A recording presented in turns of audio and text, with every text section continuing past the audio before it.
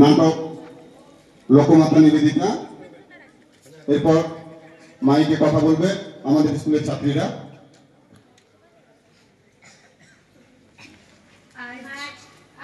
জানুয়ারি আজ আমরা এই দুর্কুশী অরবিন্দ বিদ্যাপীঠ প্রাঙ্গণে আইরিশ বংশোদ্ভূত শিক্ষাবিদ, লেখিকা, সমাজকর্মী এবং চিন্তাবিদ মার্গারেট এলিজাবেথ নোবেলের আবক্ষ মূর্তি উন্মোচন অনুষ্ঠানে সকলে উপস্থিত হয়েছি। আমরা এই বিদ্যালয়ে সকল ছাত্রছাত্রীদের পক্ষ থেকে উপস্থিত সকল ব্যক্তিবর্গকে আন্তরিক শুভেচ্ছা ও ধন্যবাদ জানাই। সিস্টার নিবেদিতার নারী শিক্ষা ও ক্ষমতায়নের ক্ষেত্রে উল্লেখযোগ্য অবদান, বিজ্ঞান ও শিল্পের উন্নীতকরণ এবং সর্বোপরি জাতীয় চেতনা জাগ্রত করার জন্য আমাদের ভারতবাসীর কাছে চিরস্মরণীয় হয়ে আছে। আমাদের আন্তরিক শ্রদ্ধা জানানোর জন্য আমাদের ক্ষুদ্র প্রচেষ্টা আজকের নিবেদন লোকমাতা নিবেদিতা অভিনয় ও নাট্য অনুষ্ঠানে অংশগ্রহণ করেছেন স্বামী বিবেকানন্দের ভূমিকায় সপ্তম শ্রেণীর ছাত্রী ডোনা মাহাতো, ঋষি অরবিন্দের ভূমিকায় সপ্তম শ্রেণীর ছাত্রী নৃত্যে এবং পরিচালনায় আমি নবম শ্রেণীর ছাত্রী সঞ্চিতা মাহাতো এবং আমি দশম শ্রেণীর ছাত্রী অন্বেষা মাহাতো। এছাড়া অন্যান্য ভূমিকায় মহসানা খাতুন, রোজিনা খাতুন, ইতি পরমানি, শাহনাজ খাতুন এবং বাদ্যযন্ত্রের দশম শ্রেণীর ছাত্র শামীম আনসারী, দশম শ্রেণীর ছাত্র সাজিদ আনসারী। নাট্যরূপ এবং রবীন্দ্রনাথের ভূমিকায় আমাদের বিদ্যালয়ের সহশিক্ষক রানা প্রতাপ পাল মহাশয়। শুরু হচ্ছে আজকের নিবেদন লোকমাতা নিবেদিতা।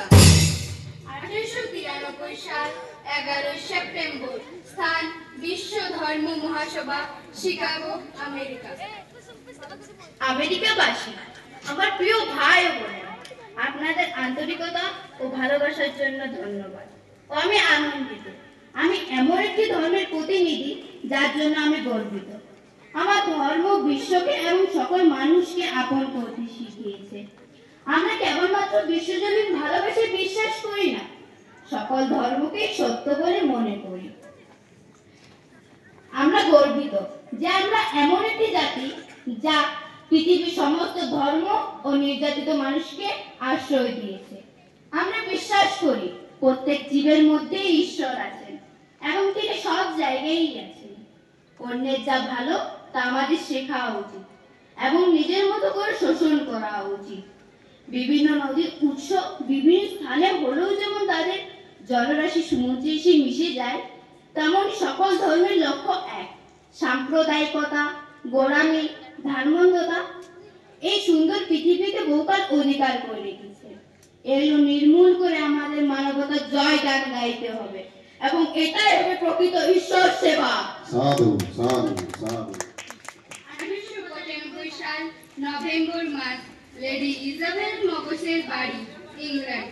স্বামী বিবেকানন্দের বেদান্ত দর্শন ও ধর্মচেতনায় এলিজাবেথ নোবেলের মনে এতটাই গভীর প্রভাব বিস্তার করে যে তিনি ভারতবর্ষকে তার কর্মক্ষেত্র রূপে বেছে নেন। তিনি প্রথম পাশ্চাত্য নারী যিনি ভারতীয় সন্ন্যাসিনীর ব্রত গ্রহণ করেন। স্বামীজি, আমি আপনার ধর্মের প্রতি অগাধ জ্ঞান ও ত্যাগ দেখে এবং মনুষ্য সেবার প্রতি আপনার ব্যাখ্যা শুনে জীব সেবায় নিজেকে নিয়োজিত করতে চাই। আপনার বেদান্ত দর্শনে এবং মনুষ্য সেবায় আমি আমার জীবনের উদ্দেশ্য খুঁজে পেয়েছি। আমি ভারতবর্ষে আসতে চাই এবং ভারত সেবায় নিজেকে নিয়োজিত করতে চাই।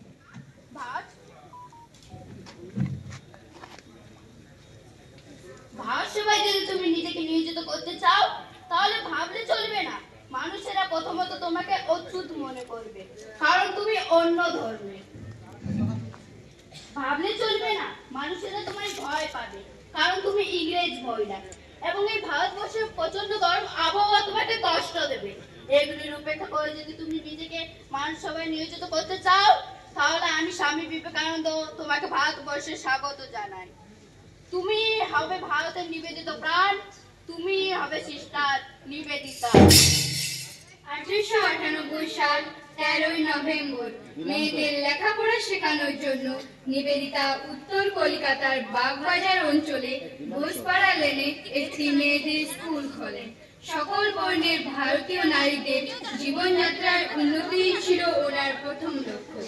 এরপর 1905 সাল লর্ড কার্জনের বঙ্গভঙ্গ ঘোষণা হলে গোটা বাংলা বিদ্রোহের আগুনে গর্জে ওঠে। হরতাল, ধরণধর, ব্রত পালন, রাখি বন্ধন ও সশস্ত্র বিপ্লবে বাংলার ঘরে ঘরে ইংরেজ বিরোধী আন্দোলন শুরু হয়।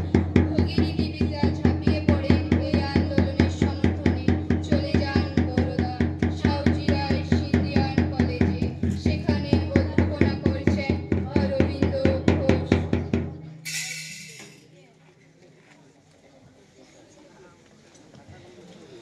গোটা দেশ জুড়ে চলছে ইংরেজের বিরুদ্ধে আন্দোলন, আর আপনি এখানে রাজার কলেজে অধ্যাপনায় ব্যস্ত। চলুন এগিয়ে আসুন, গোটা ভারত মাতা ডাকছে আপনার। ভারতের প্রয়োজন স্বাধীনতা। পরবর্তী দৃশ্য রবীন্দ্রনাথ ঠাকুর ও সিস্টার নিবেদিতা।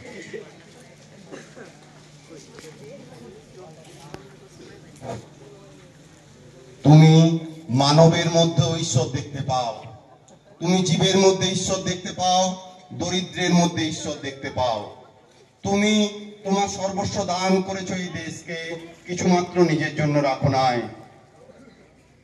শিবের রূপ দর্শনীয় না হওয়া সত্ত্বেও সতী যেমন তাকে পাওয়ার জন্য কঠিন তপস্যায় ব্রতী হয়েছিলেন, তেমনি আমার এই দেশকে, মূর্ছিত দেশকে, পীড়িত দেশকে, তমসাচ্ছন্ন দেশকে তুমি হৃদয় দিয়েছো, অন্তর দিয়েছো। তুমি সতী হয়ে তোমার সর্বস্ব দান করেছো মানুষ শিবের প্রতি।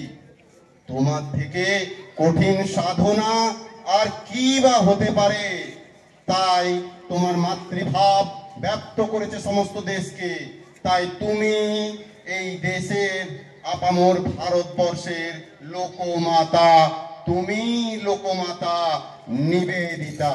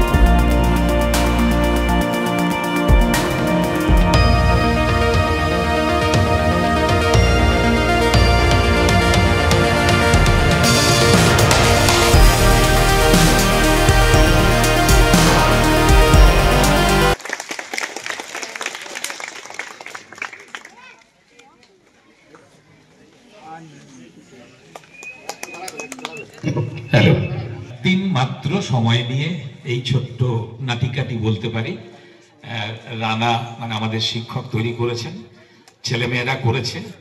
আমরা নিবেদিতা সম্পর্কে একটু হলেও একটু জানতে পারলাম। মজার ব্যাপার হচ্ছে রিহার্সেল করার দুদিন পর রবীন্দ্রনাথ পালিয়ে গেছে। রবীন্দ্রনাথ যে পালিয়ে গেল তাকে আর খুঁজে পাওয়া গেল না, তাই বাধ্য হয়ে আমাদের বিদ্যালয়ের শিক্ষক সম্মানীয় রানা প্রতাপ পাল মহাশয়কে রবীন্দ্রনাথ সাজতে হয়েছে এবং ওরই পরিচালনায় সমস্ত কিছুটা হয়েছে।